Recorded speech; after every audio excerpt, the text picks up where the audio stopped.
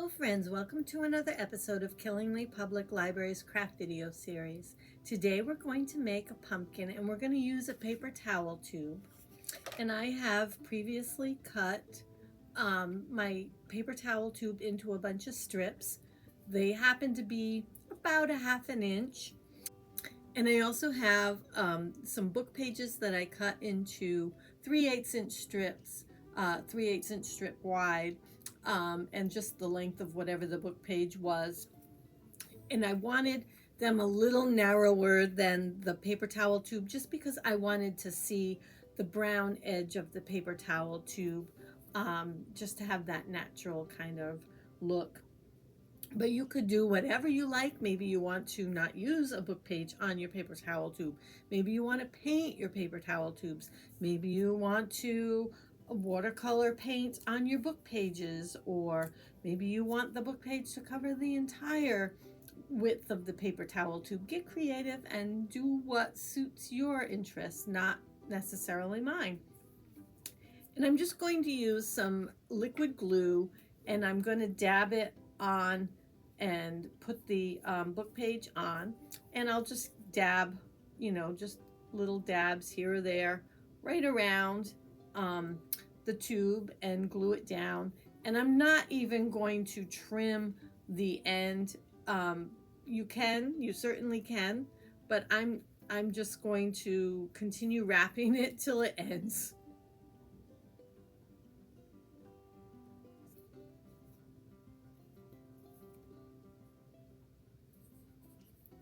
There. Now, as you can see, I already have a bunch done.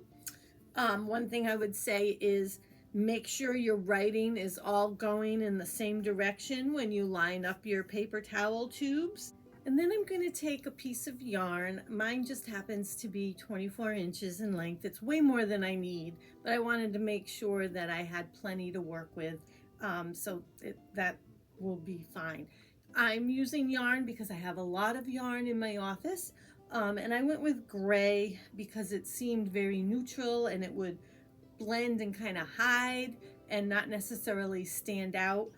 Twine would work great too if you had some twine, because it would kind of really blend in well with the paper towel tube.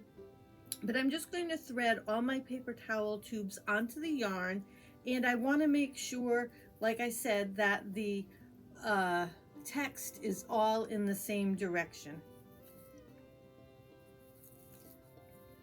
So I have my rings strung onto my yarn, and I'm going to bring the ends together and tie them as snugly as I possibly can. And you can see how that's kind of pulling the tube pieces together and kind of creating a circle, almost like a donut, because it's got the hole in the middle too.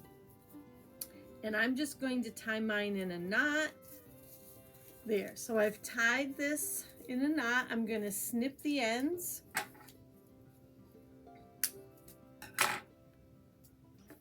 And fiddle with my paper towel tubes so that they kind of go the way I want them, not all tangled together.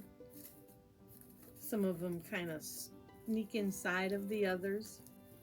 And you may decide to have fewer strips or more strips. It's totally your call.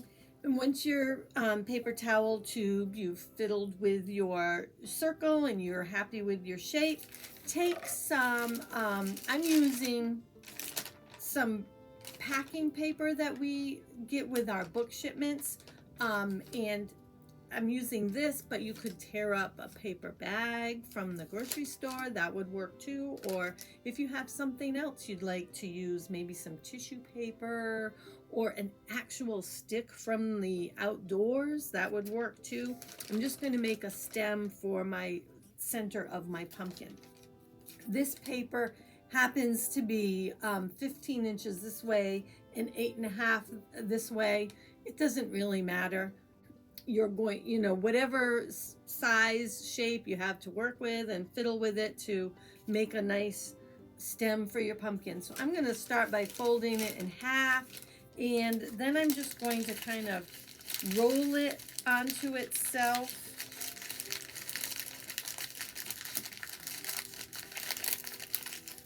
And kind of scrunch it around and twist it.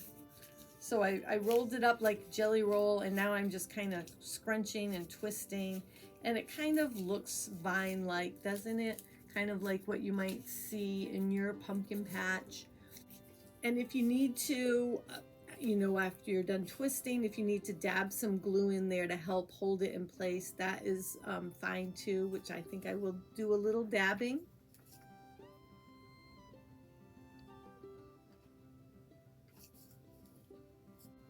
And now it's obviously longer than I really want for my pumpkin, but that's okay because my hole's pretty good size, and I just thought I would kind of glue it and twist it together at the bottom here to, you know, up towards the middle-ish area or so, and do a little more twisting and gluing just to make it the height that I would like it to be. All right, I've been twisting and gluing and scrunching, and I think I'm happy with the size and shape of my paper to make it look like a stem. So I'm just going to put a little glue on here to kind of hold it in place, though it really would stand there if I wanted it to. But I am going to dab a little glue just so I don't ever lose my stem. All right, I've glued it in place. I'm just gonna push it aside for a minute. And then I have some little bits of ribbon that I have cut. I wanna make like a little banner that says fall. So I have, they're about 3/4 inch little strips of ribbon. And I wanted to make it like a pennant banner kind of thing. So I have 2 of them are in points and 2 of them are going to be notched. And I also then just took a regular old pen and I put the letters on there that I wanted. So I have an F, I have an A, and my A has the notches in it, so they're alternating. And then I have an L, and that has the point. And this one is not done yet so that you could see. And so this one I want it to be notched so I was staggering and alternating a point and a notch and a point and a notch. But maybe you don't like one or the other and you want to just make them all the same, and that works fine too. And I'm going to put my L on and then I'll notch it just so I make sure I have plenty of room for my letter.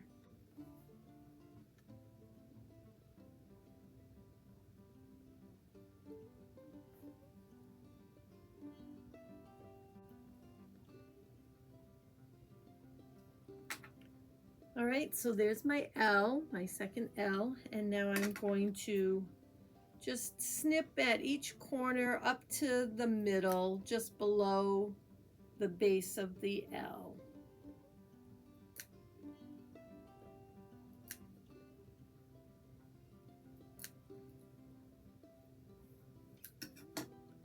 There, so I have my little notches in my ribbon. Now this will unravel at the top because it's cut straight, and you know ribbon will unravel unless you cut it at an angle. But I'm going to glue it onto some twine. I have some orange and white baker's twine. I wanted to just make like a little fall banner and hang it on my pumpkin somehow. I'm not really sure where or how yet. We're just going to play with it and see. But I am going to start by kind of cutting the twine. Yeah. All right, so I'm cutting this, and this piece of twine is about 8 inches long. I thought that would work. We'll see. If it doesn't, we can try something else.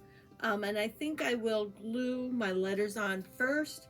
So I'm just going to run some glue on here on the back of the ribbon, and the glue may help with the unraveling. And I'm just, since I don't know where I'm putting this yet, I'm just going to try to make it kind of in the middle. There. So I glued my F on, and now I'm going to glue my A. And if you don't want to put a banner on your pumpkin, you could certainly leave your pumpkin like it is. Or maybe you want your banner to say something else. Maybe you would like a longer word across there, or a longer banner. Mine's going to be small because I'm only doing fall. Since I'm alternating the points and notches, I'm making sure I grabbed the right L. So there is my little fall banner to hang on my pumpkin. Here, I glued my banner on. I just kind of wrapped it around the stem. I wasn't really sure how I was going to do it, but there we go. So that's it. That's all there is. And if you wanted to make a whole pumpkin patch, it's easy enough, right? It's just some old book pages you were just going to toss, and a paper towel tube, which if you collect them, it won't take you any time probably. Tell a friend to collect them for you too. And you could certainly do other things. You could add some leaves to it if you wanted, whether they be something you make from some more book pages and paint them green, or leave them natural. I just went with the stem, but there's all kinds of additions you could make to your pumpkin. I think I would like to add a leaf to it. So maybe I will. If you stop in the library, maybe you'll see that my pumpkin now has a leaf that it didn't have before. But for now, I think it's not too bad. So I hope you enjoyed today's craft. I would love to see your finished projects, especially if you do some different things than what I did. I can just see all your creativity flowing right now, and you're going to come up with some great ideas. So share your photos with me at info@killinglypl.org. And thank you so much for stopping in today to watch our video. And until next time, have a great day.